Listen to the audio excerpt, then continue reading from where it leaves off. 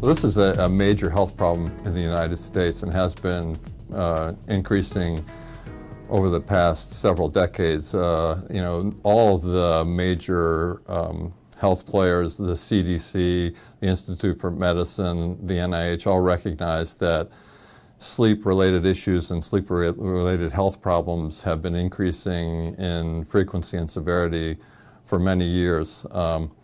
And a lot of it has to do with our society and the lack of emphasis on getting enough sleep, the demands that are placed on both adults and children as far as work, school, activities that all take priority over sleep when they really shouldn't.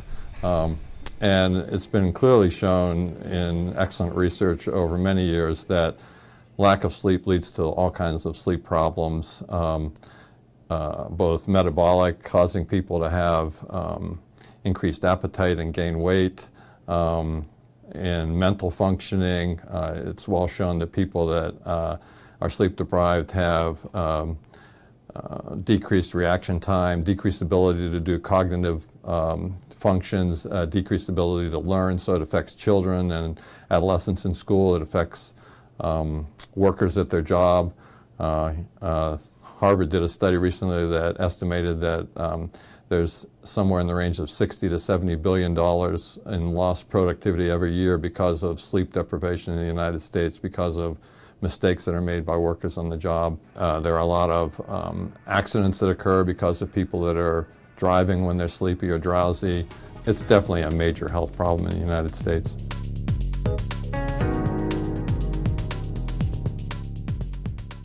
In all of the studies or surveys that have been done, usually parents overestimate the amount of sleep that their kids actually get, and they underestimate the amount of sleep that their children actually require every night. And sleep-related issues in children actually manifest themselves differently than they do in adults. In adults that have sleep deprivation or sleep apnea, they usually are fatigued or tired during the day. In children and adolescents, it's often the opposite. They often are actually hyperactive. They often have mood swings and mood problems. They often are difficult children in school. And now it's felt that a lot of children that have been labeled as having ADHD or attention deficit disorder probably have it on the basis of a sleep-related problem, either sleep apnea or just sleep deprivation, lack of sleep. But it's probably more common that kids that have been labeled as having ADHD are having some type of a sleep-related problem that's causing that.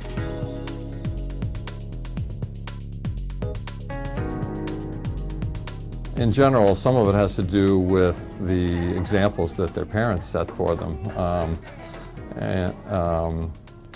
Often kids don't get to sleep early enough, don't have consistent bedtimes, are allowed to have electronic equipment in their bedroom, and all of that interferes with their sleep. There also is increasing obesity in children, as you're aware, and the incidence of sleep apnea in children has been increasing over the past few decades as well.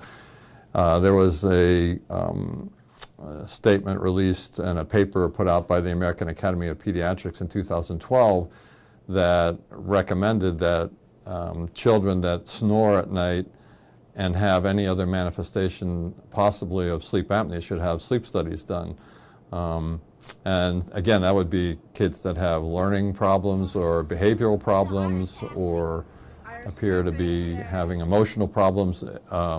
If they have snoring, then it's recommended that they be evaluated for sleep apnea because it's increasing in incidence in the United States and the world in general. We were in the midst of an obesity epidemic. The percentage of the population, both adults and children that are considered obese, has been rising over the years, and it's becoming more and more of a problem related to sleep.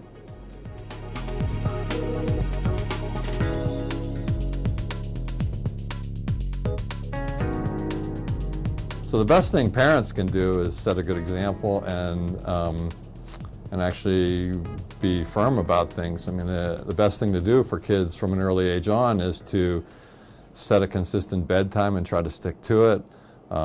Try to make their sleep environment as sleep-friendly as possible. So, you know, a dark, quiet room at a comfortable temperature. Try to eliminate electronics from the bedroom. And the thing that the parents can do is the most helpful is set a good example themselves.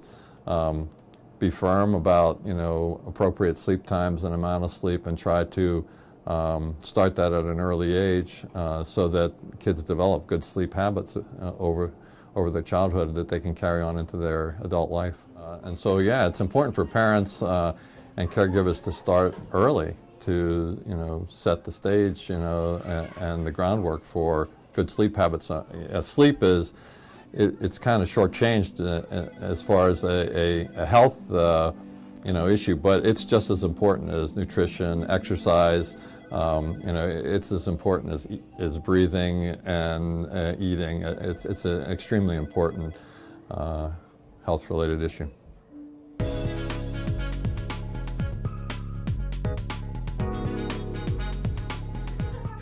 The most common sleep disorder in young children is actually something called limit-setting behavior, and that's where parents fail to set limits. And so the kids, you know, keep coming back to the parents saying, you know, I need you to help me to sleep, I need you to help me get to sleep, and the parents give in to that, and then the child never learns to kind of soothe himself or put themselves to sleep. And that, in young children, that's the most common sleep disorder that there is, and that's something that pediatricians deal with all the time. Sometimes it requires them to have some type of a comfort item like a blanket or a stuffed animal, which is fine, you know. And so, you know, if that's the case during the nighttime hours, sometimes it helps for those children to have that during the day when they're with their caregivers, to kind of help them to soothe themselves, kind of allay their anxieties or fears about sleep, and then help them to kind of relax and sleep on their own. So it's very important for the caregivers during the day to kind of reinforce that, or if the parents aren't doing it, to try to help to develop that in the kids so that they can learn to do that on their own.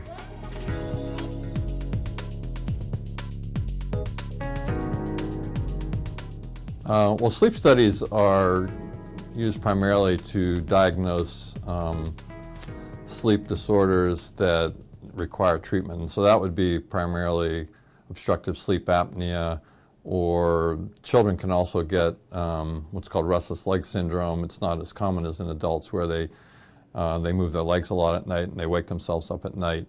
Those are the main things that are diagnosed in a sleep study. Sometimes sleep studies are used to try to determine if patients or children are having seizures at night, but that would be determined by a neurologist, and you'd have a history that suggests that.